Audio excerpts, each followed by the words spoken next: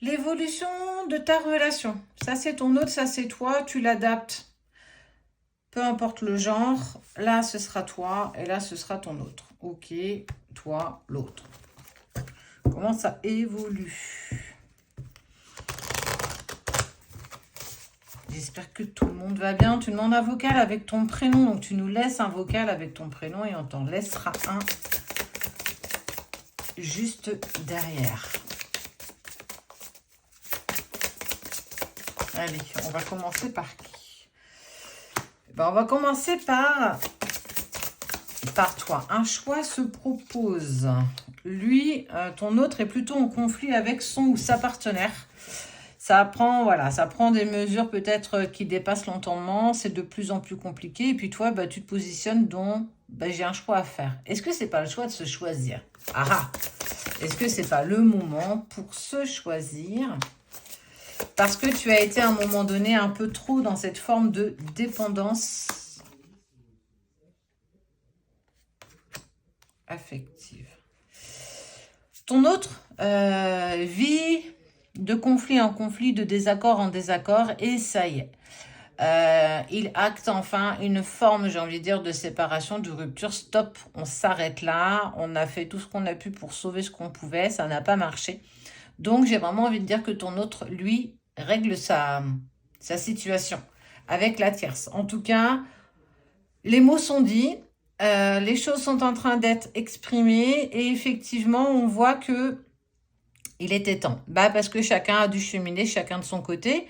Toi, en fait, tu fais aussi le choix de te choisir, de plus forcément dépendre des autres, être en harmonie avec toi, faire toujours ce premier pas. Voilà, on est vraiment dans l'harmonie face à soi-même. Et l'autre, un peu focus dans sa situation et qu'effectivement, à un moment donné, il faut prendre une décision. Ces conflits sont plus en accord avec lui ou avec elle. Donc, j'avance. Enfin, allez, oui. Et puis, ça amène une certaine forme de réconciliation, comme si ça allait apaiser. Je ressens l'apaisement du lien, comme s'il était moins tendu, comme s'il allait être un peu plus libre. En tout cas, on sent que ça va être quelque chose qui va amener vraiment quelque chose de positif.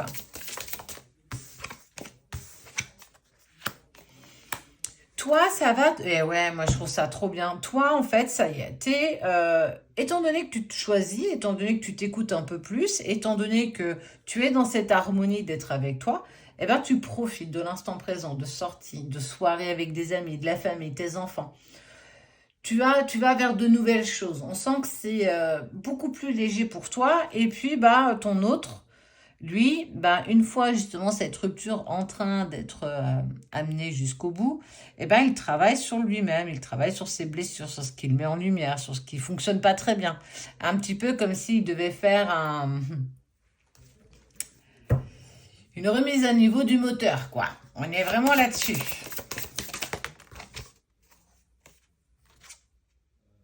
Ok. Je vais cacher le mot et la carte.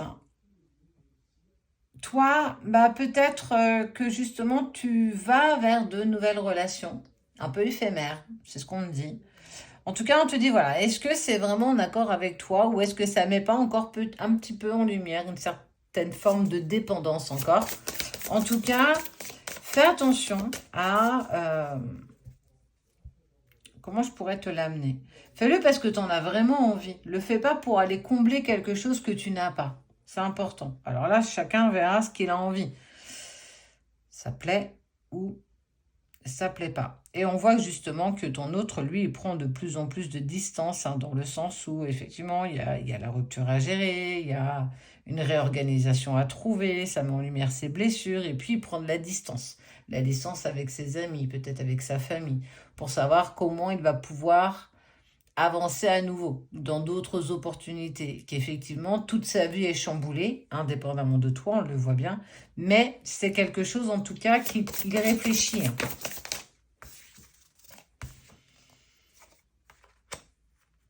Parce que au-delà de tout ça, il y a quand même cet amour sincère que vous avez l'un avec l'autre. Alors effectivement, chacun a repris son chemin, chacun a repris sa vie, son train-train, ça, voilà, chacun a décidé ou on nous a obligés, peu importe comment la séparation nous a été proposée, nous a été amenée.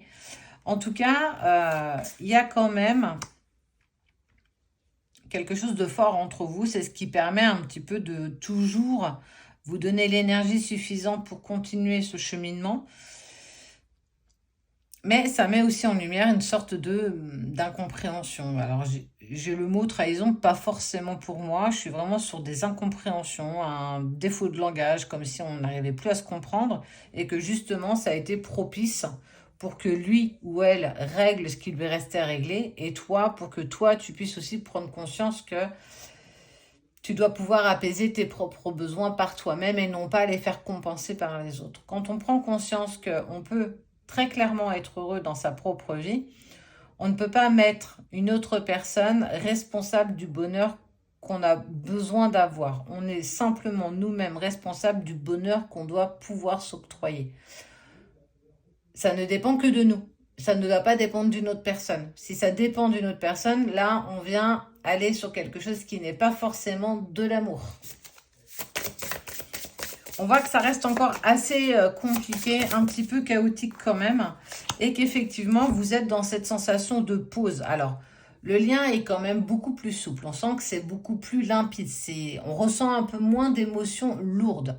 Ça n'empêche que ton autre, lui, vit justement cette rupture qu'il demande, que ça met en lumière ces formes de blessures, de peur, mais aussi de blocage, qu'il a besoin de prendre de la distance encore, mais pas qu'avec toi, avec aussi toutes les personnes qui l'entourent. Toi, on voit que tu es dans ce choix de te choisir, mais quelque part, on me dit attention, il y a peut-être pas, c'est peut-être pas forcément la direction qui est, voilà, je pense qu'on peut te proposer une autre direction, un autre choix. Essaye peut-être de réfléchir avant d'avancer, peut-être tête baissée. Il y a effectivement toujours cet amour inconditionnel entre vous que vous vous appréhendez différemment, sur lequel vous vous amenez différemment. Et qu'on voit qu'effectivement, pour le moment, c'est une pause. Il a besoin de se reconstruire. Il est en phase de déconstruction pour aller vers la reconstruction. Toi, tu es plus vers ta phase de reconstruction, mais ne reconstruis pas peut-être n'importe comment. Essaye de prendre le temps de ta reconstruction. Tu n'es pas obligé d'accélérer, tu ne perds pas forcément de temps. Donc voilà, on sent que c'est un petit peu brouillon tout ça.